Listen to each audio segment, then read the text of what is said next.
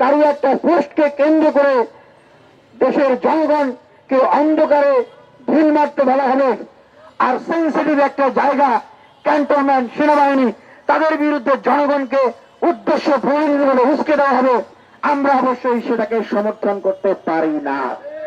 আমরা স্পষ্টভাবে বলতে চাই, বাংলাদেশের ক্রান্তি লগ্নে যেভাবে দেশপ্রেমিক সেনাবাহিনী দেশ ও জনতার পক্ষে ছিলেন, বর্তমান সময় এবং ভবিষ্যতেও সে দেশপ্রেমিক সেনাবাহিনীর প্রতি আমরা আহ্বান জানাচ্ছি, আপনারা দেশ ও জনগণের পক্ষে থাকবেন।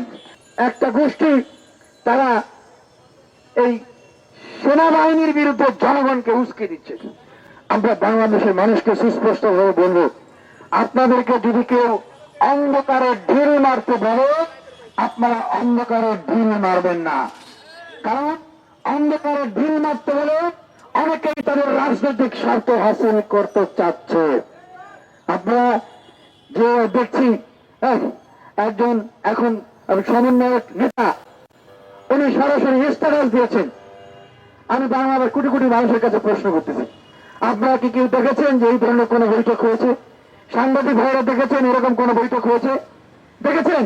কোন প্রমাণ আছে? নাই। তাহলে কেন আমরা সেটার উপর বিশ্বাস রাখবো?